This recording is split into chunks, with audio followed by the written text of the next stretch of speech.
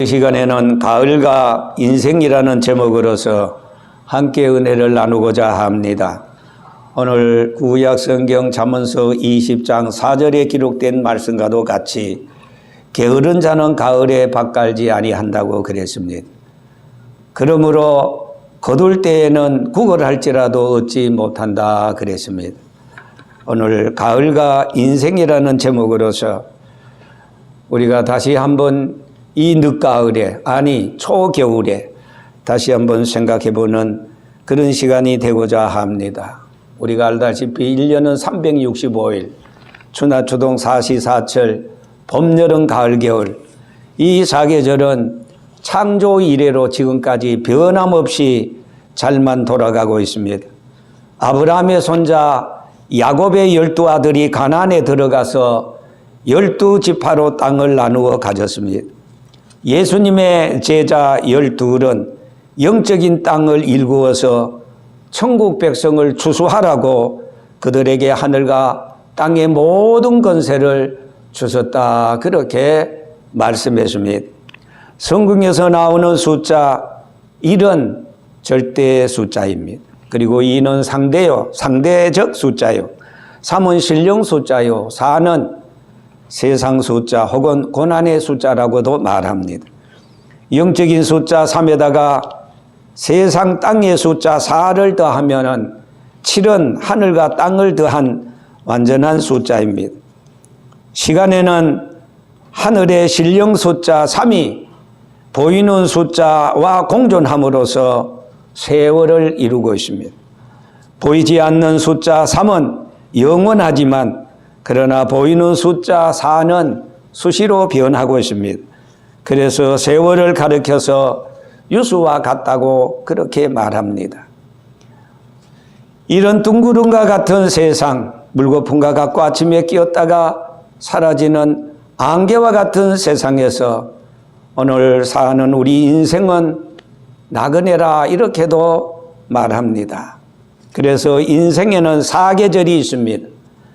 봄은 시작의 계절입니다. 만물이 태동하는 것처럼 인생의 봄은 태어나서 자라는 유아기, 청소년과 같습니다. 그리고 여름에는 태동한 씨앗이 잘 자라서 혈기방장하게 자라듯이 꽃이 피고 녹음방 쪼거진 여름은 생기가 발랄합니다. 힘이 있어 무엇이든지 할 수 있습니다. 청년의 시기와도 같습니다. 그리고 세 번째 인생 상계절 가을이 있습니다.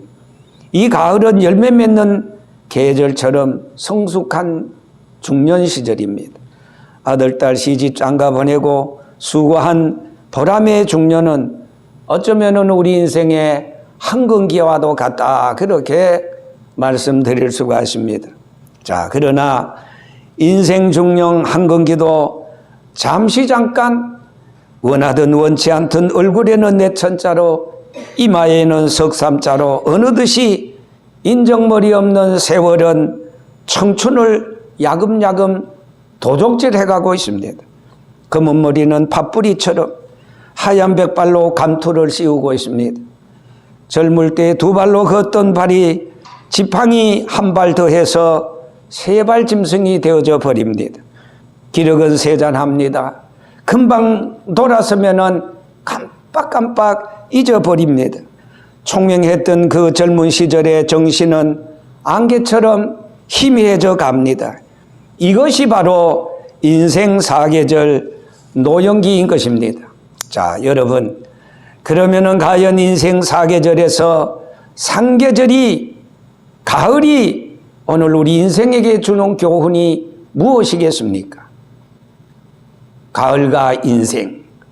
첫째로 인생의 상계절 가을은 풍성한 결실의 계절입니다.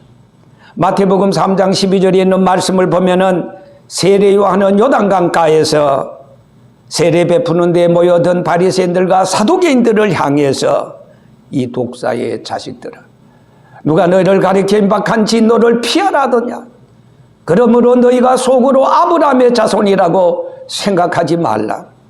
하나님께서는 이 돌들로도 아브라함의 자손이 되게 하시겠다고 말하면서 바리새인들의, 사두개인들의 위선과 외식과 그리고 그들의 자만과 오만한 마음을 여지없이 세례요한은 책망하고 회개만이 답이라고 그들에게 말씀해 주었습니다.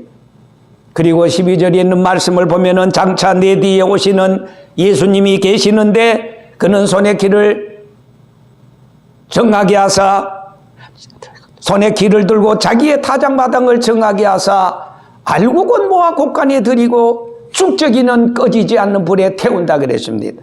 여기에 두 가지 알곡이 있고 쭉저기가 있습니다. 알곡은 곳간에 들인다고 말했습니다.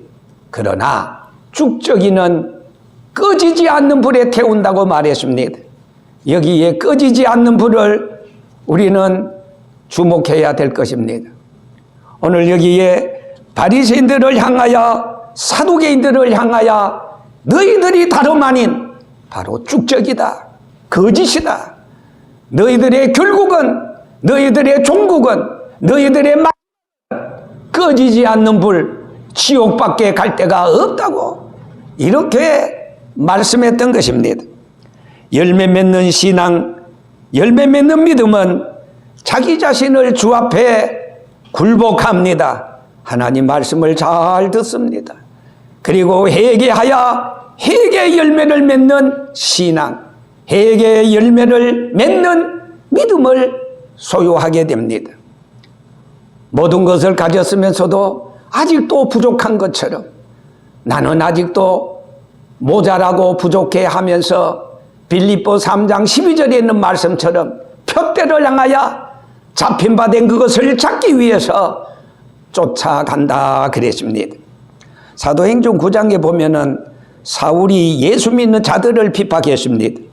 그래서 더러는 옥에 가두고 또 더러는 예루살렘으로 끌고 와서 그들을 죽이려고까지 했던 것입니다.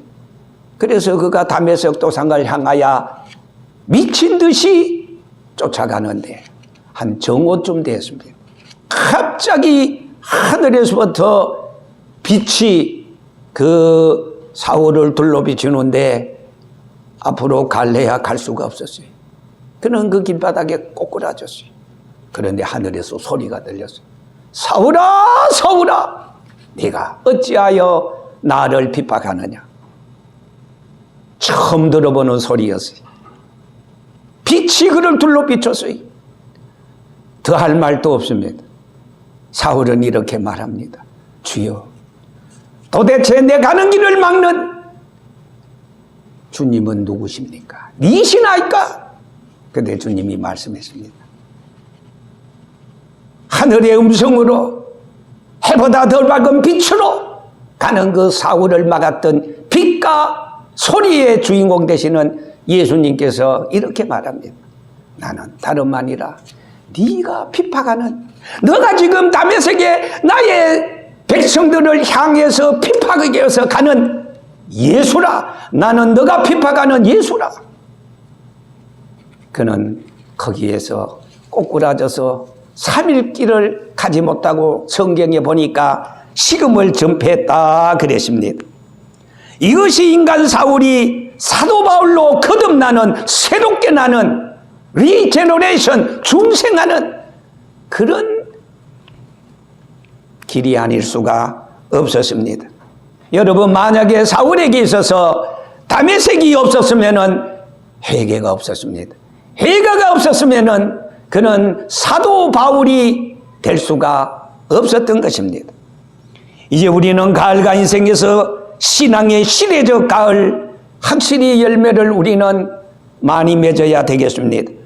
회개는 신앙의 성령의 열매를 맺는 시작입니다. 신앙의 갈록만 자랑했던 바리새인들과 사두개인의 쭉저기가 되어서는 결코 안 될 것입니다. 열매 맺는 신앙은 거칠애가 아닙니다. 열매 맺는 신앙은 형식의 옷을 벗어버리고 주여 니시나이까? 라고 회개의 문을 활짝 여는 것입니다. 교만과 외식, 나의 나된 것으로 생각하는 허풍과 아집을 다 주님 앞에 내려놓아야 됩니다. 회개는 성령의 강한 역사로 말미암아 이루어집니다. 성령의 역사는 나의 의지, 나의 소망, 나의 원함으로 되어지는 것이 아닙니다. 오직 하나님의 말씀인 것입니다. 그래서 로마서 10장 10절 이하에 있는 말씀을 보면은 사람이 마음으로 믿어 의에 이르고 입으로 시인하여 구원에 이른다고 말씀하시면서 계속해서 17절에는 그러므로 믿음은 들음에서 나고 들음은 그리스도의 말씀으로 말미암는다고 그랬습니다. 10년, 20년 어려서부터 예수를 믿어도 하나님의 말씀을 들을 수 있는 영적인 귀가 열리지 않으면은 거기에 회개의 역사가 일어나지 못합니다. 회개의 역사가 없으면 믿음이 성숙하지 못합니다. 마치 오늘 세례 요한을 통해서 유대 강야에서 칼날 같은 하나님의 말씀으로 독사의 자식들이라고 책망받았던 바리새인들과 사두개인 더 그 이상은 될 수가 없다는 사실입니다. 여러분, 영적으로 중생하면 거듭나면은 하나님 나라가 보입니다. 내가 지금 보는 물리적인 세상만 보는 이 육안이 영안으로 바뀌어집니다. 영적인 눈이 뜨입니다. 마치 사울이 바울이 되듯이 말입니다. 내 힘으로 한번 다짐하고 약속했던 것들이 몇 시간 며칠을 못 갑니다. 물거품이 되어집니다. 그렇지만은 영적인 눈이 뜨여지면은 하나님의 말씀을 통해서 내 심령이 born again 다시 태어나면은 중생하면은 영의 눈이 활짝 열립니다. 신령한 세계를 바라봅니다. 영적인 귀가 열립니다. 기록된 하나님의 음성 성경을 들을 때 주의 음성으로 듣게 됩니다. 이렇게 될 때 전날에 바리새이적이요 사두개인적인 교만하고 허풍을 떨었던 그 신앙, 죽적인 신앙은 온데 간데 없습니다. 그리고 신령한 새로운 세계를 향해서 강한 성령에 붙잡힌 바가 되어서 육신의 정욕과 안목의 정욕과 이생의 자랑을 따라서 살았던 과거의 내 모습이 얼마나 창피한지 모릅니다. 과거에 그거 없으면 못 살고 그것 때문에 시간을 투자하고 정력을 투자하고 물질을 투자했던 그것이 다 부질없은 것으로 보입니다. 왜? 더 좋은 세계를 바라보고 더 좋은 세계를 붙잡았기 때문에 바로 사도 바울과 같은 그런 삶을 살아가게 된다는 말입니다. 여러분, 사도행전 2장 37절에서 38절에 있는 말씀을 보면은 회개의 성령의 역사는 여러분 동전의 양면과 같습니다. 베드로의 설교가 나옵니다. 누가 너희를 가리켜 임박한지 너를 피하라더냐. 너희들이라도 하나님의 말씀을 듣고 하나님 앞으로 돌아오라고 베드로의 불같은 성령의 설교가 있었습니다. 그때 그 베드로의 설교를 듣던 사람들이 막 마음에 찔려서 어찌할 바를 알지 못했어요. 그래서 성경의 38절에 보니까 형제들아 우리가 어찌할꼬 베드로의 말씀을 듣고 어찌할꼬. 그때 베드로가 이렇게 대답합니다. 너희가 각각 회개하여 예수 그리스도 이름으로 세례를 받고 그리고 제사함을 받으라. 그리하면은 성령을 너희에게 물붓듯이 부어줄 것이라고, 성령을 너희들에게 선물로 줄 것이라고 하였습니다. 그랬더니 베드로의 설교를 듣고 그들이 회개합니다.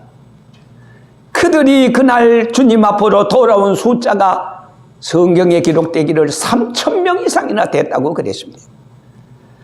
다른 방법이 없습니다. 우리는 하나님 앞에 나와 굴복해야 됩니다.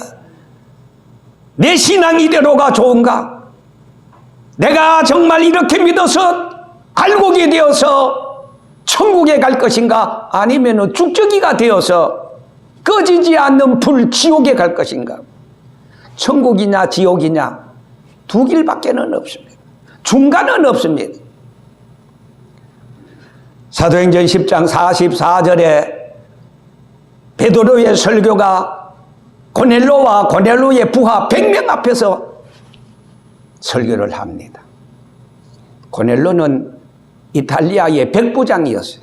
백부장은 우리식으로 말하면 중대장입니다. 자기 밑에 100명의 부하가 있다고 해서 백부장입니다. 천부장은 우리식으로 말하면 부대장과 같습니다. 자기 밑에 1000명의 부하가 바로 부대장입니다. 그런데 고넬로는 이방 사람이었어요. 그러나 그는 경건했어요. 그는 하나님의 말씀을 사모했어요. 그래서 베드로를 청에다가 자기 부하 100명 앞에서 설교를 듣습니다. 베드로의 설교를 듣는 가운데 고넬로를 위시해서 고넬로의 부하 100명이 다 성령의 충만함을 받았다. 방언도 하고 놀라운 성령의 충만함을 받았던 것입니다. 예수 그리스도의 보혈의 피로 재씻음을 받고 회개하여 성령으로 거듭나서 천국 가는 하늘의 성도들보다 지옥 갈 사람들이 엄청나게 많은데, 그래서 성경에 보니까 막 홍수처럼 쓸어간다 그랬어요. 지옥으로 갈 사람. 사람은 감정을 가졌습니다. 냉철하게 생각하면서 사람됨의 가치를 성찰하게도 됩니다. 일찍이 파스칼은 인생은 칼대처럼 아주 연약한 존재이지만은 그러나 생각하는 갈대다 그랬습니다. 인간은 모든 것을 통치하고 지배하고 다스릴 수가 있는 것입니다. 아무리 짐승이 크고 뭐 코끼리가 커도 사람은 사람 앞에 다 지배를 받습니다. 왜? 하나님께서 인간에게는 그런 특권을 줬다 이 말입니다.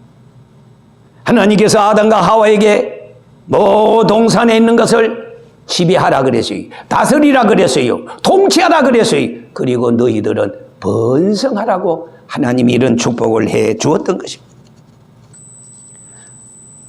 사람의 생각은 그 사람의 마음을 바꿉니다. 그 사람의 마음은 그 사람의 행동을 바꿉니다. 그 사람의 행동은 그 사람의 언어를 바꿉니다.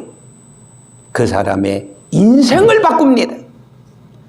이러한 특권은 여러분 매장시켜서 모른 척 해서 되겠습니까?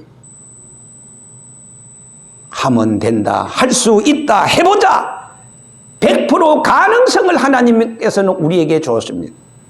이 가능성을, 할 수 있다는 이 가능성을 절대로 매장하지 마세요.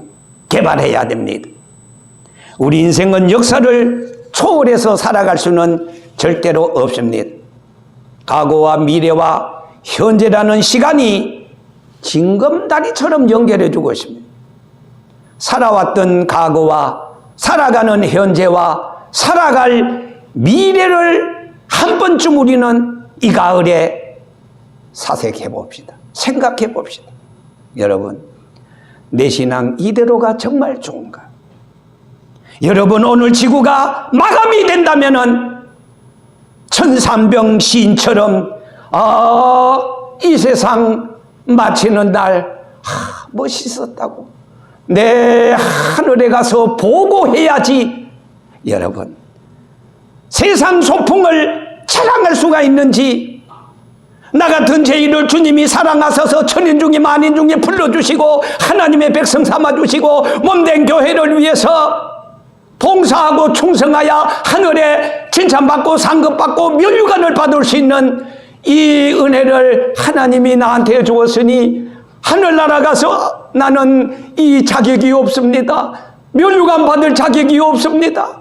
나는 내 자신 썩을 육체만을 위해서 살았습니다. 내가 한 것이 무엇입니까? 아니야. 지극히 적은 것 하나에 한 것이고 내게 한 것이.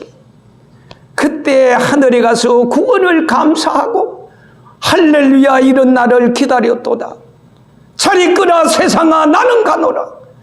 오늘의 세상의 시달림도 이젠 끝이고 오늘의 천국의 주님 앞에 대승리가 이곳이로다. 우리는 구원받은 성도의 찬미와 그리고 만만 보좌에 계신 하나님 앞에 영광을 돌려야 되지 않겠습니까? 개구리는 올챙이 시절 몰라도 상관없습니다. 왜? 인간에 주신 특권, 인간에게는 이성이 있기 때문입니다. 그러나 우리는 우리의 신앙의 올챙이 시절을 잊어서는 안 됩니다. 천층반층 지옥 갈 과거의 올챙이. 그러나 주님이 내가 뭐 잘났다고, 내가 뭐 잘났다고 그 많은 사람 중에 나를 불러주었어요. 얼마나 감사합니까? 사도 바울은 내가 해방하고 핍박하고 폭행했을 때, 과거에 망나니처럼 놀았을 때 나를 불러주신 그 하나님의 은혜를 그는 잊지 않았어요. 그래서 신명기 32장에 보면은 이스라엘 백성들에게 옛날을 기억하라, 다시 말해서 과거를 잊지 말라 그랬어요. 이스라엘 백성에 있어서 과거는 어떤 것이었어요? 애굽의 종살이였어요. 다리를 놓고 국고성을 쏟고 벽돌을 굽고 노예 생활을 했어요. 그런데 하나님 모세를 통해서 이스라엘 백성들을 430년의 종살이에 막을 내리게 하셨어요. 그리고 모세를 통해서 홍해를 육지와 같이 건넜어요. 광야에서 하나님께서 새벽마다 만나를 주셨어요. 그리고 낮에는 구름 기둥으로 저들의 열사의 땅을 시원하게 따가운 햇살을 차단시켜 줬어요. 그리고 밤에는 그 찬 그 공기와 그 추운, 그래서 그들에게 불기둥으로 뒤에서 인간이 만든 날로 수천억 개를 대도 아마 못할 거예요. 하나님이 훅 꾸덕꾸덕하게 불기둥으로 그들의 가는 길을 인도해 줬어요. 그 시절 하나님이 만나를 주시고 메추라를 주시고 불기둥으로 구름기둥으로 홍해를 육지와 같이 건너게 했던 그 하나님 잊지 말아라. 여러분, 오늘 우리는 나를 불러주신 그 하나님 절대로 잊을 수가 없습니다.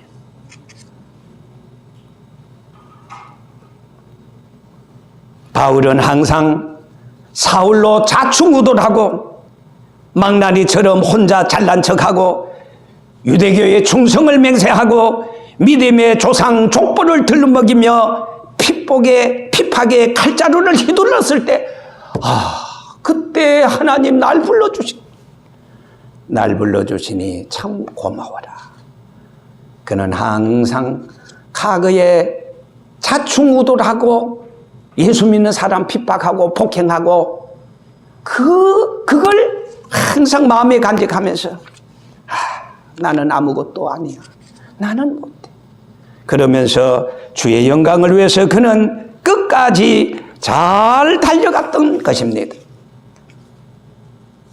누가복음 15장 11절에 탕자는 달빛 서늘한 가을밤에 아버지의 집을 사색했습니다.